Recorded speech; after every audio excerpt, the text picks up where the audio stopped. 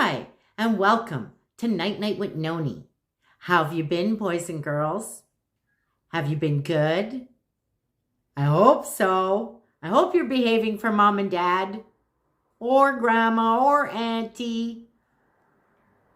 Have you been busy lately?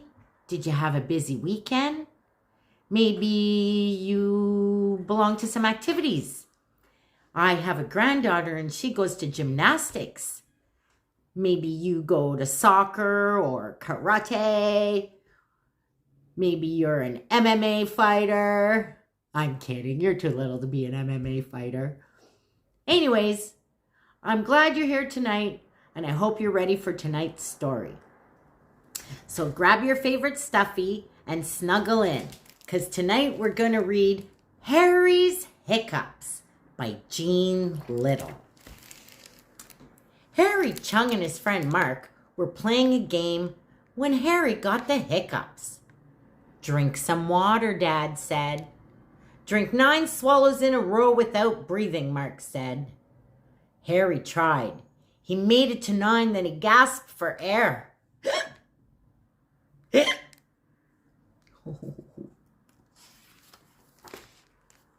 "You have to drink it upside down," Harry's big sister Eve said. Harry stood on his head and tried to drink upside down. Water flooded the kitchen floor. "Not like that," Eve yelled. Harry's mother sighed and fetched the mop.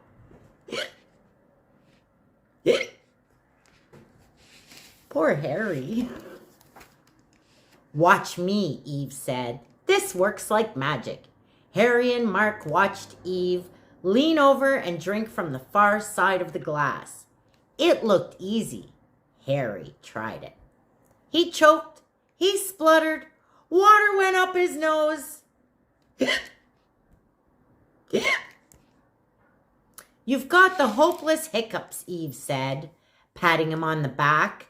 "I'm sorry, but there is no known cure." Have you ever had the hiccups and they just don't ever seem to go away? That's no fun. "A spoonful of sugar worked for me," Harry's mother said. Harry got the biggest spoon in the drawer. He heaped it high with sugar.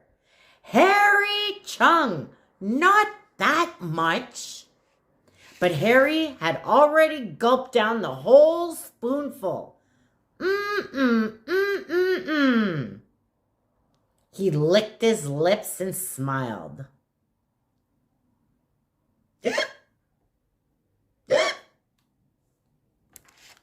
I guess the sugar didn't work either. Harry's father was watching the baseball game. "Go ask Mrs. Logan what to do. She loves giving people advice." Harry and Mark went to the apartment next door and knocked. When Mrs. Logan opened the door, her twin boys ran out and took off down the hallway. "Catch them," she cried. Mark and Harry found the twins waiting down for the elevator.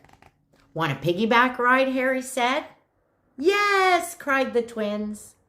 When they got back to Mrs. Logan's, Harry and Mark were all out of breath. But still.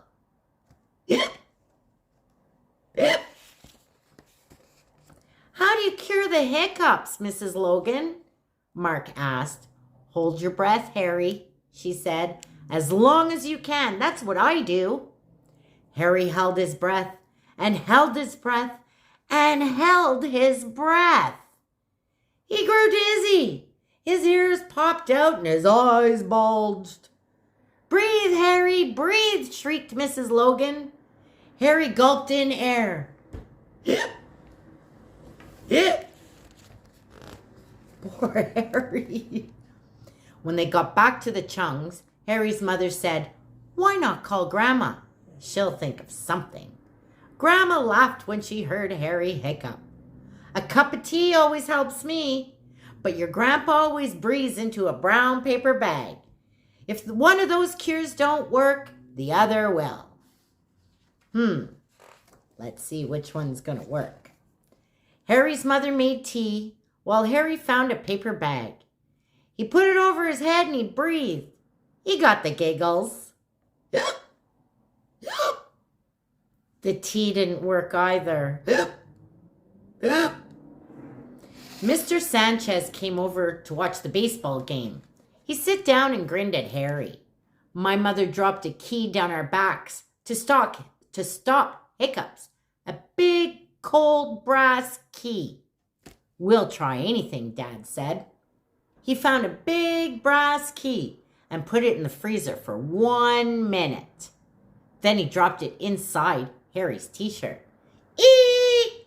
Harry screeched as the key slid down his bare back. Yep. Wow, that didn't work either. Mark had gone to ask his big brother's advice. He came running back to the Chung's apartment. My brother told me what we have to do, he said with a big grin. Put your head between your knees, stuff your fingers in your ears, cross your eyes, stick out your tongue and hum Mary Had a Little Lamb, all at once. He says it's a sure cure. Harry tried it. So did Mark. But they laughed so hard that they fell over. Oh, no. Harry, give my weary ears a rest. Go outside, his mother begged. Maybe fresh air will do the trick. Your hiccups might be contagious, Eve cried. Go, Harry, please. Harry and Mark went down to the stream behind the apartment building. Harry sat down on a rock and shut his eyes. He felt very tired and a little sad. What if there really was no cure? What if he was going to keep hiccuping forever? I hope not. That wouldn't be very fun. Splash! Harry jumped. His eyes flew open. He swiveled around wildly. Then he looked down. A big green frog looked back at him. My hiccups, Harry yelled. They're gone. The Chungs came out on the balcony to see what the commotion was all about. His hiccups have stopped, Mark called up to them. Everyone cheered. But Harry didn't celebrate. He stared down at the frog. You cured me, he whispered. You scared every last hiccup away. Thank you, frog. The green frog turned to hop away.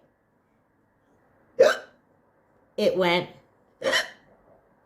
Harry laughed. Try a drink of water, he called after it. Try it upside down. Well, boys and girls, that's it for tonight's story. I hope you enjoyed it. Turn on notifications so you know the next time Noni is going to have a story. Okay, boys and girls, turn off that light, snuggle in tight, and don't forget, Noni says, night, night.